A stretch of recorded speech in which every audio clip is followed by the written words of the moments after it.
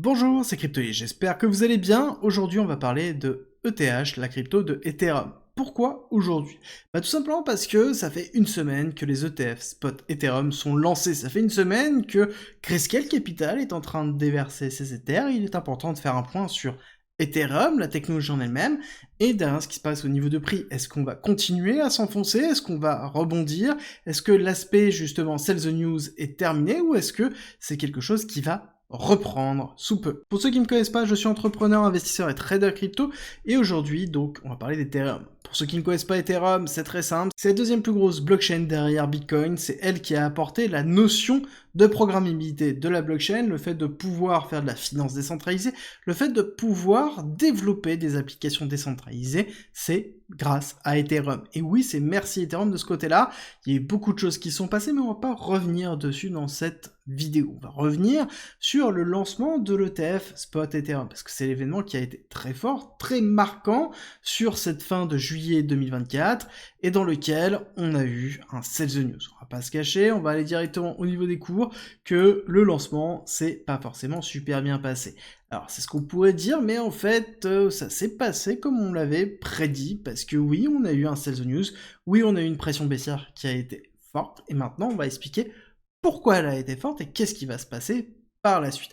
Alors déjà, elle a été forte parce que quand on regarde les sorties de capitaux, nous avons ici Grayscale Capital. Pour rappel, Grayscale Capital avait lancé un trust il y a quelques années dans lequel on pouvait acheter des parts de ce trust qui étaient directement liées à des Ethereum, mais en l'occurrence, on ne pouvait pas vendre ces parts de trust directement. On était obligé de le vendre sur un marché secondaire avec derrière une fluctuation de prix, chose qui a disparu directement grâce principalement à la transformation de ce trust en ETF, et c'est justement ici ETHE que l'on retrouve, dans lequel nous avons 9 milliards de dollars d'Ethereum, en tout cas au lancement. Et oui, je dis au lancement parce qu'il a perdu déjà 1,5 milliard de dollars d'Ethereum, donc ça fait encore beaucoup d'Ether à pouvoir liquider, dans lequel à un moment donné, on va toujours avoir cette pression baissière. En tout cas, ce qui est sûr et certain, c'est que malheureusement, les autres ETF ne sont pas en capacité d'absorber le volume qui sort, ou en tout cas, beaucoup de personnes qui sortent ne veulent pas justement restaker et remettre dans un autre ETF, et c'est pour ça qu'on voit que depuis cette semaine, on a perdu 341 millions de dollars. Ça sous-entend qu'en une semaine, il y a eu 341 millions de dollars qui ont été vendus en Ether. Parce que c'est le principe de ETF Spot, ça sous-entend que c'est un produit financier qui est facile d'achat, oui pour les institutionnels, mais derrière, pour chaque achat, chaque vente, il y a autant d'Ether qui sont stockés, qui permettent de pouvoir être équivalents à ce qui est acheté ou ce qui est vendu.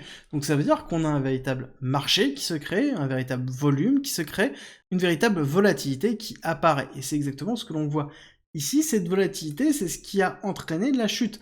Oui, une chute, mais une chute qui est plutôt consolidée. Si on regarde ici le montant de la chute que l'on a eu, on a eu 12% sur Ethereum. Alors oui, que le marché était en train de pousser, c'est sûr et certain, et c'est peut-être ce qui a sauvé le tout. Si on avait eu un marché de Bitcoin qui s'enfonçait, en l'occurrence, peut-être on aurait cassé les 3000 dollars. Là, actuellement, on est dans les alentours de 3250, qui est la target qu'on avait donnée dans cette première phase de descente dans un événement de Sell the News. La target finale était de se dire si on avait un marché qui cassait, un marché Bitcoin qui était très compliqué, on aurait pu aller chercher les 2600. Mais est-ce qu'on est encore si loin que ça? Encore une fois, si on regarde les montants qui restent à sortir, même s'il n'y a pas la totalité qui vont sortir au niveau de Grayscale Capital, on peut déjà se planifier qu'il y a encore l'équivalent, voire même 2 fois plus qui vont sortir. On estime à peu près la moitié de l'acide qui devrait sortir, donc encore 3 milliards de dollars à faire. Donc au moins 2 semaines à ce volume-là. Est-ce que ça sera constant? Quand on regarde les volumes, on se dit que oui, tous les jours, c'est à peu près le même montant qui sort, donc on peut se dire que ce sera à peu près la même chose de ce côté-là. Donc on est parti pour une pression baissière pendant encore au moins 2-3 semaines au niveau d'Ethereum avant que ça se calme et avant que on voit réellement les flots. Est-ce que ça risque d'inverser? Est-ce qu'il y a beaucoup de demandes de ce côté au niveau d'Ethereum? Parce que là, actuellement, on voit, oui, la sortie de Grayscale Capital, mais on voit aussi qu'il y a une partie qui est absorbée. On a 1,5 milliard qui sont sortis, on a uniquement une perte de 341 millions. Donc ça veut dire qu'il y a 1,2 milliard qui ont été absorbés par les autres ETF. Est-ce que cette demande-là sera toujours présente par la suite? C'est la grande question qu'on se pose, et quand on regarde ce que nous dit justement justement le spécialiste des actifs digitaux de BlackRock, c'est pas forcément le cas. Et oui, pour eux, ils considèrent qu'il y a très peu de demandes, même pour Ethereum, peut-être même en dessous de ce qu'ils espéraient, et qu'il n'y aura pas d'autres ETF sur d'autres cryptos, en tout cas pour l'instant. Donc ça sous-entend qu'il y a une grosse demande pour Bitcoin, une petite demande pour Ethereum, voir combien de temps elle va durer. En tout cas, ce qui est sûr et certain, c'est que techniquement, on maintient un niveau clé, ici des 3000 $. Tant qu'on maintient cette zone-là, ça sous-entend qu'on a une possibilité d'aller retester la partie haute des 4000 $.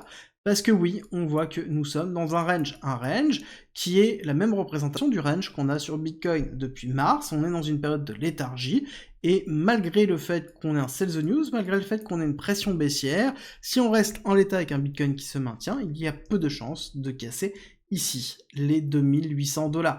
Même si on casse, on ne restera pas en dessous, ce sera plus une prise de liquidité pour repartir. Ce sera peut-être même une des dernières opportunités pour moi, pour saisir de l'Ethereum à bon prix. Et ça, c'est valable uniquement si Bitcoin continue à maintenir son cap, parce que Bitcoin, durant toute cette période-là, a poussé, alors que ici, Ethereum était en train de s'enfoncer. Et ça se voit bien quand on regarde le ratio Ethereum sur Bitcoin, on voit bien que ici, Ethereum est en sous-performance. Ça sous-entend quoi?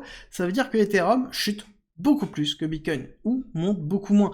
Et quand on a ici une volatilité très forte sur ce ratio Ethereum-Bitcoin, ça veut principalement dire que Bitcoin est en train de pousser et que Ethereum est en train de s'enfoncer. Et c'est exactement ce que l'on a ici, et je pense qu'on n'est pas prêt de pouvoir ressortir de cette partie-là. On va certainement redescendre ici avant de pouvoir stabiliser, voire même, pourquoi pas, s'enfoncer dans la zone qu'on a statuée ici des 0,042 avant de pouvoir repartir, et ce sera peut-être le signal justement de l'Ethereum Season, un petit peu comme on l'appelle, parce que oui, on sait déjà depuis longtemps que Ethereum est en sous-performance par rapport à Bitcoin, mais en même temps, j'ai envie de vous dire, c'est normal, quand on regarde les différents ETF, on voit bien que l'ETF spot Bitcoin attire énormément, et là, on attend dans les semaines qui viennent une preuve qu'il y a une véritable demande au niveau d'Ethereum. Si c'est pas le cas, ça veut dire que, en effet, les institutionnels ne sont pas encore intéressés par Ethereum.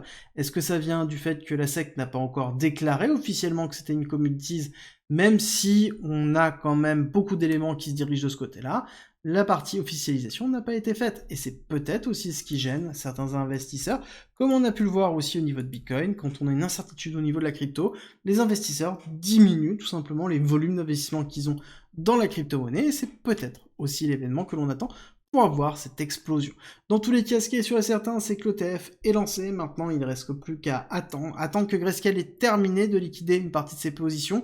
Alors, c'est pas Grayscale en lui-même, c'est les investisseurs qui sont dans Grayscale, mais en même temps, il faut les comprendre. Les pauvres, ils sont bloqués déjà depuis plusieurs années, et à un moment donné, quand on a la porte ouverte et qu'on a été séquestré, bah, il faut sortir, et c'est exactement ce qui est en train d'avoir lieu. Nous, ce qui nous intéresse, c'est ceux qui rentrent, et ceux qui rentrent et qui continueront à rentrer sur le temps, c'est ce qui fera la différence sur la deuxième phase d'expansion qu'on attend, et ce bull run de fin 2024-2025. J'espère que cette vidéo vous a plu, si c'est le cas, n'oubliez pas, likez, partagez et abonnez-vous. N'oubliez pas de le faire, tout simplement ça soutient la chaîne, ça soutient le travail que je fais, et on se retrouve très très vite pour une nouvelle vidéo.